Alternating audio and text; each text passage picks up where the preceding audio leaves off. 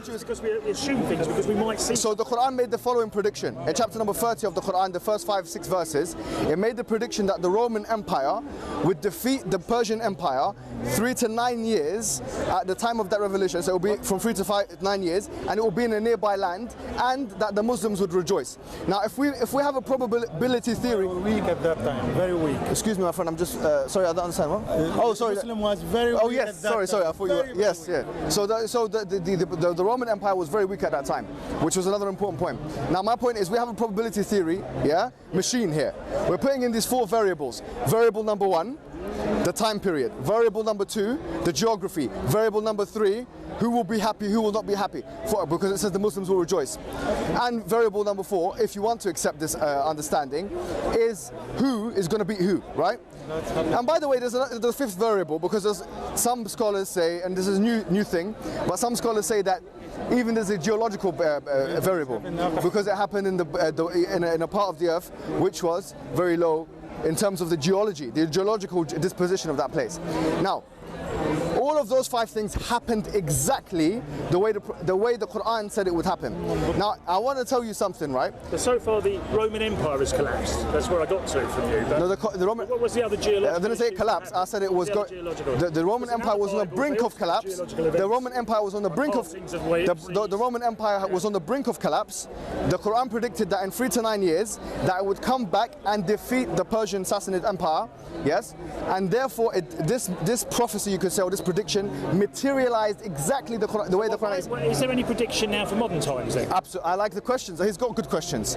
I like his questions. But so because you did admit, the first question you said was, have you got any predictions? So I said yes, the predictions. You're telling me, and I'm no, fair enough. So now you've asked the secondary question. To a modern no, I like you at the point. Because this world at the moment is in a very interesting situation. Yes. You have states in the names of religions. Yes. Everything from a Jewish state to Islamic states to Christian states. Yes. In certain places you have atheist states. Yes. We have Stalinist states. Yes. So where does this all fit into the predictions that were made? I like your question, and I'm going to answer your question directly by saying to you that the Prophet Muhammad ﷺ in a hadith that was narrated in the book of Ahmad. Ahmad ibn Hanbal was a hadith person. He said that after me there will be 30 years of Khilafah Rashidiyya, which is the rightly guided caliphs. And we know for a fact from history that there was exactly 30 years of rightly guided caliphs.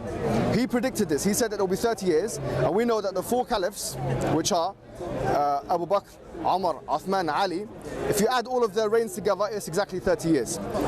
He said after that what will happen is that you have a monarchy. Yes, we're talking here about the context of the Islamic states or Islamic governance. But there has been kings within the Islamic states. So as we know, after the Khilafah Rashidiyya, there was a monarchy. He said after that, there will be and the words I use are like people that are grabbing on in an authoritarian way to power or to the possessions. Mulkan Addan. Yes. Pardon? Is legal in Islam? No, I'm just talking about what it says in the hadith. A prediction. No, because well, predictions, yeah. So after that, yes. So as we know, there was a dictatorship, or there are dictatorships in the Muslim world for the most part. This is a prediction, but you say this is not specific, my friend. I say fine, okay, I agree with you. So the Prophet went even further. What did he say? Otherwise, I predict you're going to get stung. I like it. He said that the Muslims will He said the Muslims will conquer. Talk about the Quran. Yes, he said the Muslims will conquer Misra, Egypt. Yeah. He said the Muslims will conquer the Roman Empire, and he even went further. He said that when you conquer the Roman Empire, yes, he was telling one of his Sahaba. He said you're going to have, yes, the jewels of one of the kings. Then, so he went so far in his prediction. The Prophet ﷺ, he predicted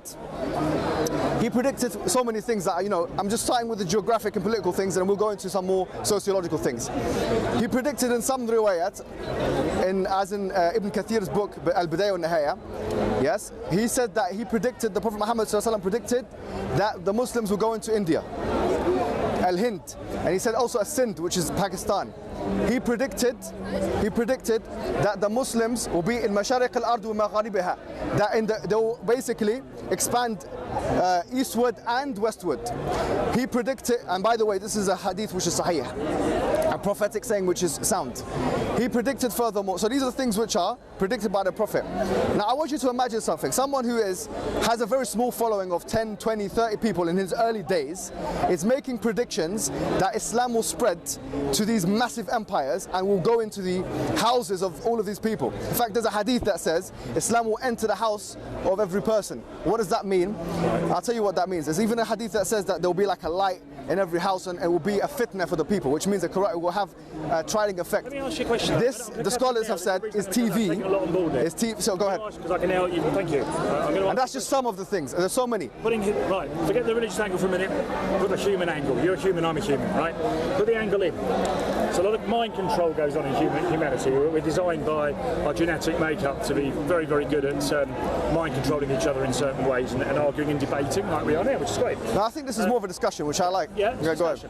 The issue for me is that then a prediction or a call to war against those forces? In other words, if all these predictions of Islam will take this, Islam will take that, Islam will take that, whatever, if somebody is clever on a mind-controlling literature, writing mind-controlling literature at the time, it's almost like a call to arms. Almost like, no, I like what you're saying. No, it's a good question. I'm balanced. Yes. Onward Christian soldiers fighting as to war and the whole thing.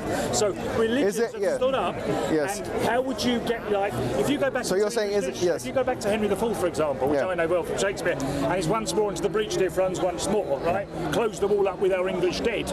Basically, it was a call to war. But what it is, you could wrap it up by saying, well, one day, we could say one day Britain will have this, and this, right? And it's anything almost like we want this, and this. I see your point. See where I'm playing? So I'm not saying it is listen, because I wouldn't be able to prove this anyway, either way, because I'm not in that time zone. But that's why I put the doubt of this whole thing, putting the human psyche into religions, not just Islam, religions in general, or control, but religions.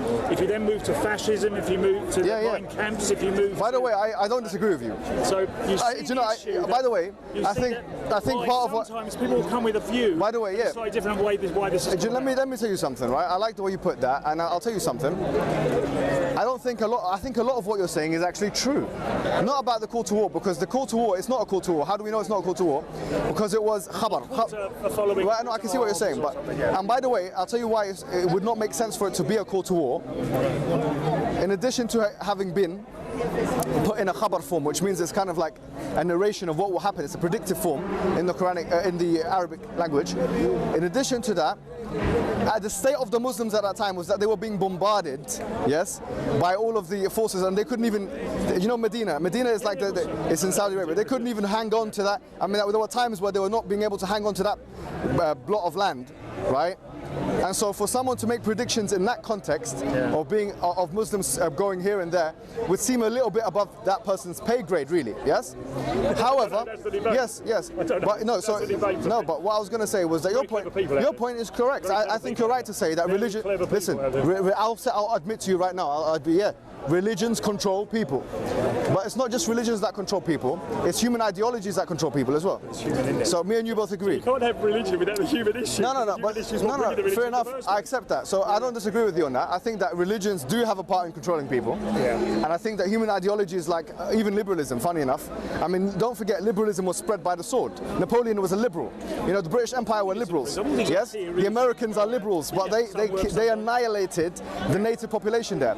So I don't think I disagree with you that people that have an ideology, could potentially. I mean, this country you're standing in now and having your freedom of speech. Yes. At Hyde Park has come from an ideology. Indeed. The British. Indeed. Based in effect on a Christian. Indeed. Christian. Good point. History based on. We have a religion here. It's based on a. I like that. A nasty. I like that. Basically, wasn't but the point, yes. So you should look at this whole thing. But yes. So I've just given you one set of predictions. But I'm going to give you another set, because these are all sets of predictions which relate to the you could say there's another landscape which is is a sociological landscape, which the Prophet predicted certain things. He said there will come a time. First of all, he predicted the fact that interest or riba will be widespread, which is obviously now the capitalist system is based on riba, on interest, yeah. On money, yeah. Yeah, no, on the fact that you have exploitative interest usury systems. Yeah, because I know in like Islam you have. You're not allowed. Yes. Banks. Yeah, I know. That's right. So that's one. Number two, listen to this interesting prediction. The Prophet predicted there will come a time where sexual fornication outside of the precincts of marriage will be so widespread that new diseases, he said, لم تكن موجودة من قبل. He said diseases which were not there before will come and inflict that. That could have been seen. Anyways, so that is exactly. No, but this is something which is a prediction of the future, right? I'm trying to work out where he got it from. Right, that's a good question. Where did he get this from? So the fact that diseases, sexually transmitted diseases, new sexual transmitted diseases, this is something which is predicted by the Prophet Muhammad. The Prophet Muhammad ﷺ, he also predicted there will come a time where women will change their dress code.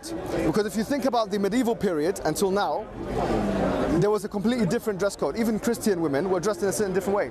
He called women as going to be dressed adiyat kasiyat, meaning they'll be dressed fully, but actually it will be seeming like they are naked, meaning either they wear transparent clothing or they wear very tight clothing. And this, of course, is what we see, isn't it? If we just walk around the park. I mean, if I may say so, they did wear quite tight clothing in the Greek empires and things like that. All I'm trying to say is because we've got a period this, haven't we? Yes. We're not period in 2016, we've got a period back in 600, 500, whatever it was. And I suppose at that point, if you look at the history of the empires that they had at that point as well, and what they were seeing, there were a lot of fornications going on. If you think about the Roman Empire, the Roman orgies and goodness knows what went on, yes, they were the best. If you want to have a party in those days, go to the Romans, they were great at it, okay? But you know what I'm trying to say? What we're talking about is dress code, though. We're talking about dress code. Dress code is there for a reason, isn't it? Dress code's almost a controlling issue on the woman to ensure the woman doesn't become that one with the short skirt and whatever. Yeah, that could be listen. Let me tell you something, right? Are they man-made? This is my point. Look, as I said to you before, mate, that's how I see it. It's fine. You can see it that way. But the thing is, when a prediction materializes, we have to call a spade a spade. This thing the Prophet said, this thing happened. You see what I mean? Right? No. Yeah, look. And you have to understand something. When someone makes a prediction, if I'm going to stand here and make 1,000 predictions of the future, 1,000, or let's say 500, or 100 even, I'll make 100 predictions of the future, yes? Or I'll make predictions that certain things are definitely going to happen. So what's the prediction for now?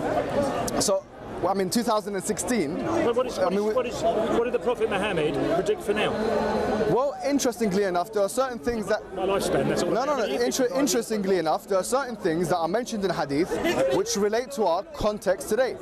So let me give you a couple of examples. Once again, going to the book of Ahmad, the Hadith book of Ahmad, he says that basically the nations, it has almost come time that the nations, the non-Muslim nations, will divide the Muslim nations and they will split the food, the Muslim nations as if it's food on a dinner table. And we know for a fact that at the time in the early 1900s with George Picot and Mark Sykes, that there was this exact reality, that there was the literal splitting of the Muslim empire, the then Ottoman Empire, which then the colonial powers came to take control of. So even today's context could be related. The Prophet ﷺ, he also said that the Turks and the Arabs will fight, and this is related by Ibn Kathir in his book Al-Bidayah wal-Nihaya, that the Turks and the Arabs will fight, which did happen in the early 1900s when the Ottoman Empire was reaching its end. The Arabs fought basically the Turkish people.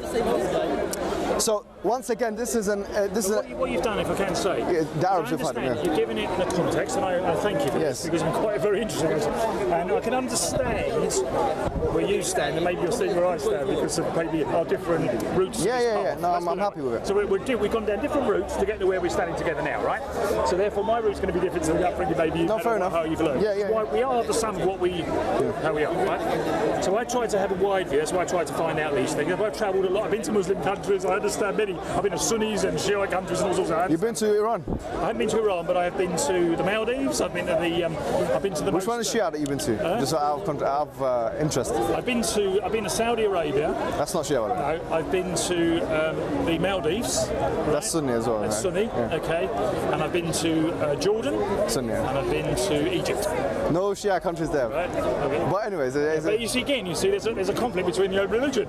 Yes, that's right. The Jews have the Reform, the Liberal, the Orthodox. And interestingly enough, that conflict is mentioned in a hadith as a prediction. Yeah. But do you see what I'm saying? So you're talking from a Shia. No, I'm happy you mentioned that because now we go back to our to Christianity. You don't have an argument whether we're Catholics or Protestants. It's all no, I'm happy that you mentioned that because actually I'm trying to think if I have that's mentioned in a hadith. No, Sunnis. That's Sunni as well, isn't it? And by the way, I'm happy that you mentioned Turkey because one of the hadiths, one of the predictions, once again, let me tell you something. One of the predictions is that the Muslims will, and the actual word that's used is Constantine. Constantine is modern day Istanbul. Obviously at that time, it wasn't part of the, Constantinople, right? At that time it wasn't part of the Muslim empire, but the Prophet predicted that the Muslims will overtake this place, but they will do so in a way which is non-violent. They will go to the doors of that place and they will be screaming Allahu Akbar or shouting Allahu Akbar and going into the place. Sorry, I went off my own track. The point is, look how many predictions. If we put this into a tally, I mean, let's use probability theory here. One issue, and the issue is, I understand that, but we still live in a world, okay, where there are Christian interests, Jewish interests, Muslim interests, and we haven't taken into account the whole of China and Asia that believes in Hinduism, Sikhism, Buddhism, Zoroastrianism. You've got, I went to Lantau Island a few years ago near Hong Kong. So what's the biggest Buddha in the world? Yes, and they actually pray to this blooming thing. It's great, right? I've been to Mauritius, which has, the goddess Shiva and all these Hindu religions. So what I'm saying is that we seem to be limiting these predictions within the context, you understand, of an Islamic issue. I want to know on a global issue how Islam is suddenly going to take over China, and have you predicted that they're going to take over the Japanese continent? That has a completely. There's no prediction of that. Why? Because that's part of the world. There is a Stalinist state just to the north of Korea, for example. Yes. But it hasn't happened though. Doesn't seem to be the end of that. Yeah, no. So exactly. It really is, as you say, a prediction that Islam will spread around and do all these. It's not really taking the whole world. It's taking a bit of it. It's not really. Well, I mean, the prediction is specific. That's the whole point of a prediction. Chinese, you understand what I'm at that time, the Chinese are not. At that time, Chinese were 800 million. Part of China was. The Ottoman Empire. That's right. But you understand what I'm saying? But as a percentage of them, it's still very much. But the point I'm making to you is away from the politics. I'm saying to you clearly, an evidence of the Islamic message as being a true message is the predictions that the Quran has and that the Prophet has. And that what I'm saying is if you put them all together, I've mentioned probably about 30 to you right now, but I can mention more. Have you read like Nostradamus?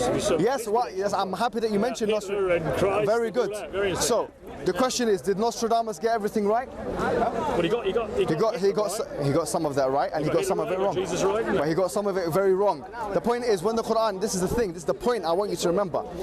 When the Quran makes a claim, now if I'm making a claim, it's very dangerous for someone to make a risky claim like this. I want you to remember, when the Quran or the Prophet makes a claim about a future event, that especially if the Quran or the Sunnah is telling us that it's going to happen within a certain time in a certain place, if it doesn't materialize, do you know how much that puts into jeopardy the Quranic and Islamic message?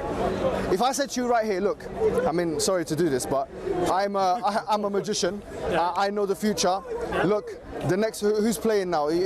Maybe in the future, I don't know. Like there's no one playing now because the Premiership is not on, is it? The Premiership Cup. Is it on yet? Is it on? As you speak all right. now, if I say, look, Emirates back to Arsenal are playing at the Emirates Stadium. If I said to you, look, Arsenal's going. If I said to you, Arsenal's going to win exactly 5-1, and they're going to and who's going to score? Arsenal's going to win 5-1. This person's going to score. That person's going to score in this minute and that minute. That's Paddy Power's problem, isn't it? Paddy Power. Okay, so if I go to William Hill and I say this, my question is, how much money am I going to make? Big money. If I'm going into that depth of a prediction, because the odds are so unbelievably against me. Now imagine if I say this and it goes wrong. I want you just to imagine for a second. If I say, look, you know what's going to happen? Arsenal's going to win 5-1, and this person's going to score, and that person's going to score, and it's going to be an on goal there, whatever, and this is going to happen. And if it doesn't come to materialize in the way that I've said, My question is, how much would that put into jeopardy my authority? Completely, that's it. I'm finished. The thing is, no longer can you say that, you know. Aspects of predictions that you've mentioned, and now still go back on the point though, that the world is full of people making predictions, okay?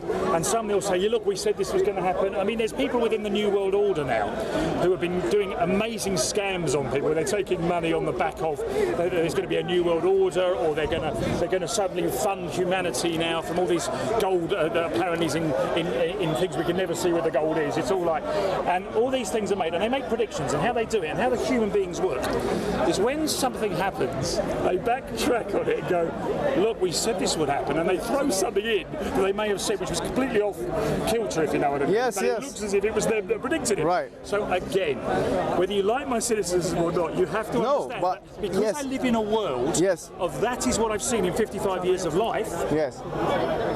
And I wasn't around. I thought 55?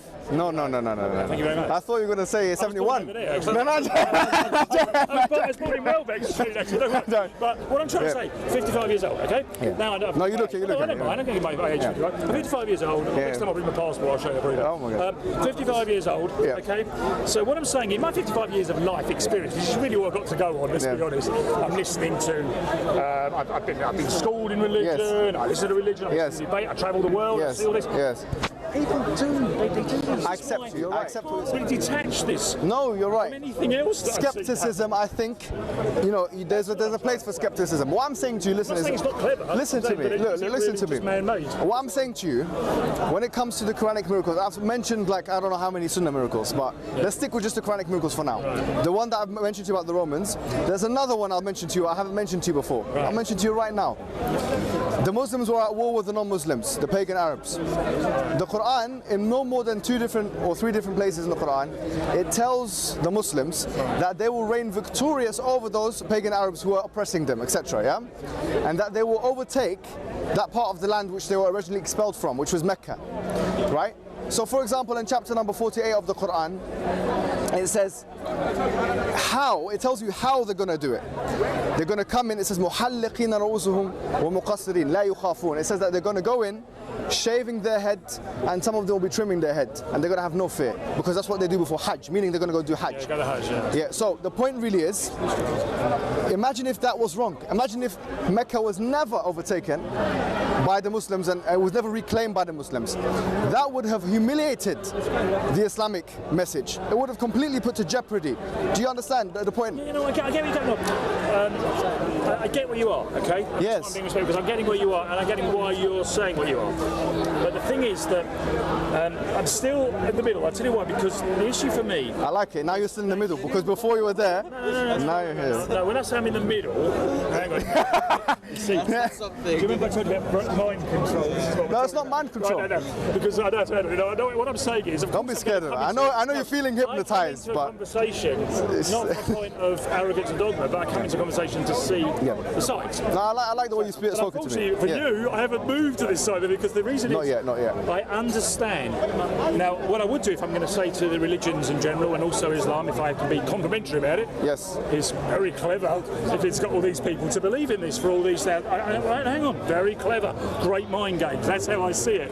Very clever. Literary, you know, somewhere in there, it was written by scribes, wasn't it? Somebody had to write that so you can go and buy it down Oxford Street and get a free copy or whatever. Somebody had to physically... I think they've given free copies over there, by the way, if you want. Now, the bit I'm going to miss, which I know is the elephant, she used to call an elephant, but the elephant in the room is I get in every religion that there's a Bible, even in Sikhism, who a few weeks ago, I understand they have the gurus and all that. And then I go, well, where do they get it from? And they always say they got it from this higher entity.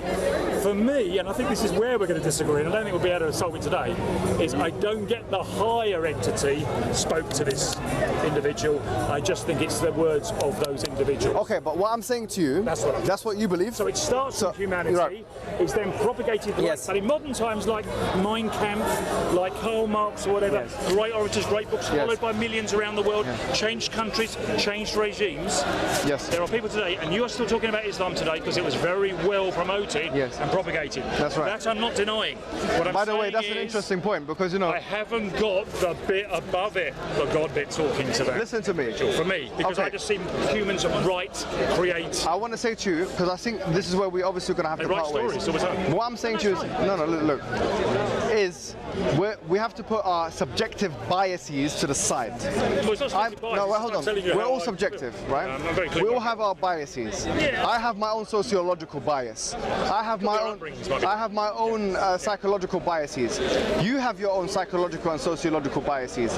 The things that put biases away are certain facts, and one of the things that you can do to create, to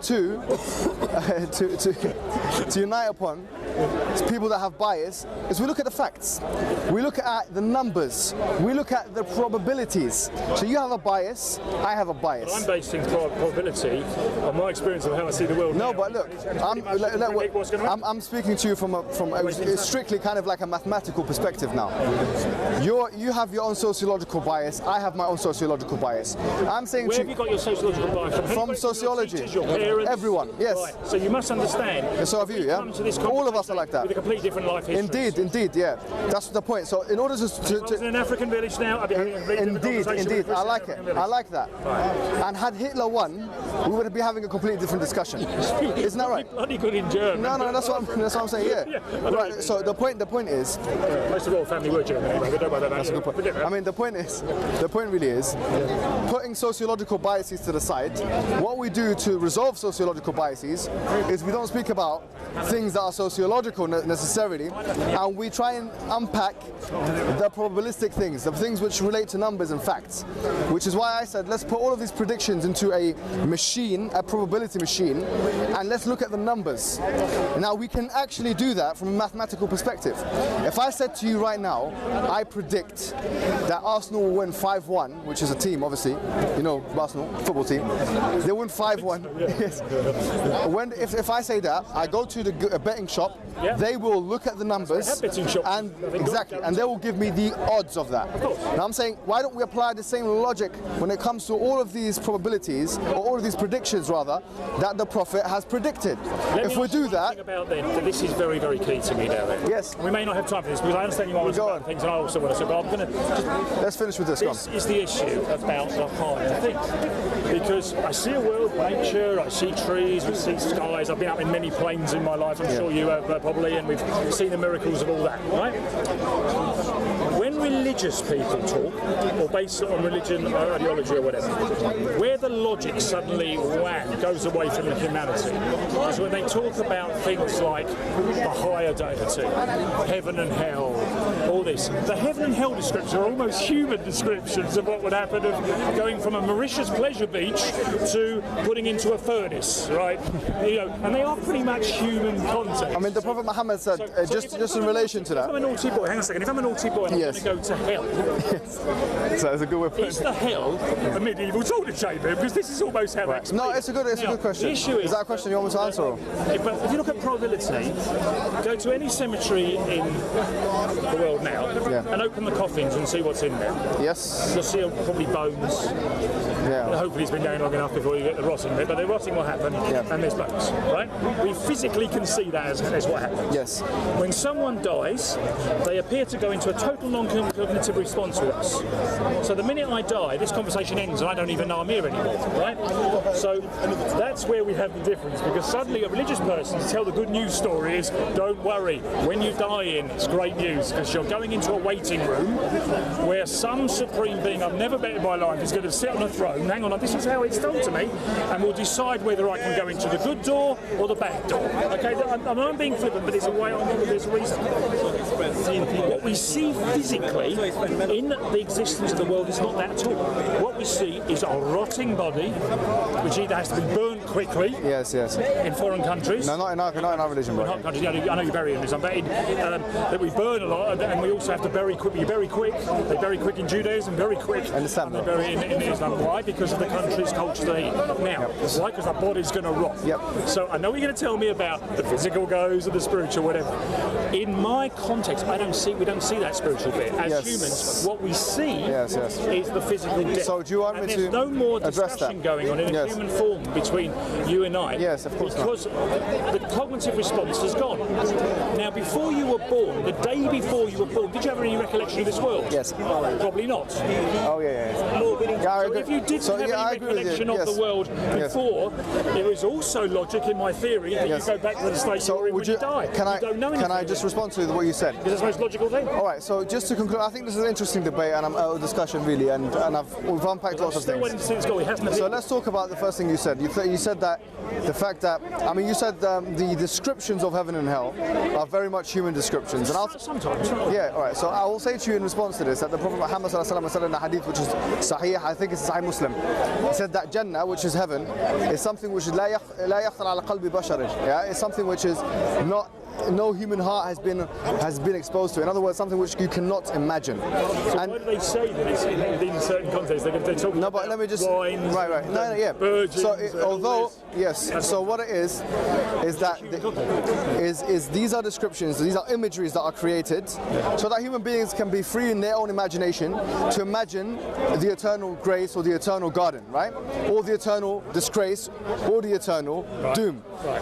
But what we as Muslims would maintain is that these descriptions are not in fact the reality, the actual reality of it.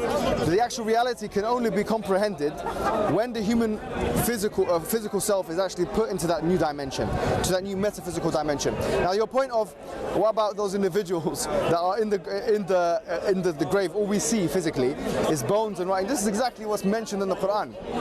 Is it, by the way, this is well, it would be because that's what they were seeing at the time themselves. What I mean is that this skeptical remark that you make is the same skeptical remark that was made so many times ago.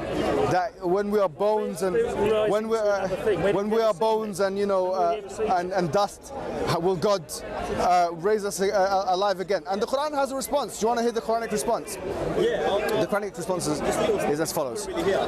Allah says, قل ينشأكم الذي قل يبعثكم الذي أنشأكم أول مرة. He is the one who will come back. Allah says, or somebody writes that. No, Allah is speaking it to the Prophet Muhammad through the angel Gabriel, who's speaking it out, and then they're writing it down. It's the angel Gabriel? No. The companions of the Prophet wrote it down. Right, okay. So, you understand what my issue is where this is coming from. Is it coming from human being deciding this is what he's going to write to control issues? Look, if I said to you, what I'm saying is don't worry about dying tomorrow, because you're going to the most amazing place, you won't fear death. Look, I know that. Look, if you die tomorrow, everything you've enjoyed is going to end. Let me tell you something, right? What you've repeated throughout this discussion is that it's human control. Well, that is what I would say that is a claim, is an assertion. We are human. Okay. No, but we have to understand is that in order for assertions to have weight, they must have evidences. So what would be a strong is to actually come forward with evidences that this Prophet Muhammad must have actually had human inspiration and not divine inspiration. But what you've said is you've made the assertion, you've given the point, but you've not given any evidences. But the evidence I'm giving to you is here now. Yes, go on. Where is the Supreme Being? That's not evidence. So what you're saying is You can't call that Supreme Being now, can you, in front of me? No, what I'm saying is... Why can't you? Because you believe in it. So why doesn't it come to you to shut me up? No, seriously. Ya Allah. No, seriously. If it's looking at Ian going, shut up, Ian, right? Why isn't it coming and telling me off? The reason is, in my theory, it's not there. This is exactly what I've never seen it. We believe that the followers of Moses were asked the same thing. They said, "Arina Allah jahratan." Let us see Allah plainly. Then, so how do you see Allah? No, we don't. We say that this the whole point of the earth that we live in is it's a test. How do you see Allah? It's a test. You're the believer. I'm not. How do you see Allah? I see him physically. I don't see him physically. So what do you see? What do you see Allah is? You actually believe in him. I logically deduct that God exists through logic. Logic. Yes. And by the way, by the fact your principle that you based your argument on is the lack of evidences prove to me that God doesn't exist. What I'm saying to you is lack of evidences are not an evidence. So for you, your standard of truth, a man-made story trying to give an answer to a story. So according to you, in human context, no, but what I'm saying is also not a way. No, but what I'm saying is, maybe as an atheist, you're saying that I haven't got any. I don't have any evidences. Atheism. It's because I can't be an atheist. There's nobody in the world who can be an atheist because you haven't experienced whether there is or isn't. So we have to be agnostic anyway. All right. The issue for me is you could throw a label at someone. I can call you a fanatical Muslim. You could call me an atheist. But it's just a term. It doesn't mean anything. Yes. Do you know what you are to me? A human being. I like that. You're no different to me. You're a human being. Okay. It's just your schooling, your background is totally different. Okay. So what's your concern? What is your concern? No, I'll tell you what my concern is. Yes, please. If I had been born not into a westernised London in 1960, which you now know because I don't know my age, right? In 1960, into a westernised London with a westernised secular family, with a westernised upbringing, a public school education. So I was told all about body and blood of Christ and didn't believe in any of it, right? Okay, but anyway, they gave me all that, right? For me, okay, I have those views, okay, but I've also travelled and I've questioned the world.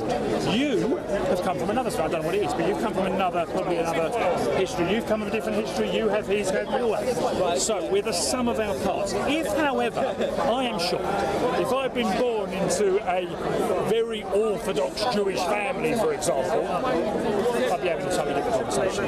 Yeah, maybe. And that is why I'm saying it's human interaction. Let me tell you something, right? Let's put it this way. I know you need to leave, so I'm going to give you one last quote. I'm going to give you one last quote, which I think I want you to really think about. We are all biased. We are all sociologically biased. The reason why we're biased. Listen. Because humanity, you're biased. Yes. Because you're biased. That's a we. Yes. I'm talking to you. Yes. Because we're both. I'm biased. Yes. I'm telling you, but the reason, right? You just got my point. Yes. The reason we're biased sociology is humanity has made us biased. Now, listen. There is such a thing. It's a human issue. Bias does not necessitate falsehood. Okay. There's no. I can create something. What I'm saying. Real. Right. No, but listen, Ian. Yeah. Bias doesn't necessitate falsehood. What we do is we see whose bias is true and whose bias is false. That is why, throughout this conversation with you, having a bias will only know their truth as the truth. No. They won't want the other truth. Listen. Because you've got a bias. No, but hold on. You couldn't believe it. I'm telling you something. You couldn't see my point. Everyone is biased. Everyone is biased. What I'm saying to you is clearly this. Yeah, it's a human issue. It is a human issue. You're right. Yeah. But what I'm saying is, since we're all biased, what we have to do is we have to rely on evidences and facts. And what I've tried to do in this discussion, whether you accept what I said or not, is I've approached the Quranic miracle and the Islam. Yes, I do. I've approached the Quranic miracle and the Islamic miracle from one angle, which is the miraculous predictions that are predicted. And I personally believe that is an evidence. Now, whether that fits your standard of truth or not is your decision. And I'll say to you, listen, it's been a pleasure talking to you. Very good. And I enjoyed it. Yes, I enjoyed it as well. I enjoyed it. If I can add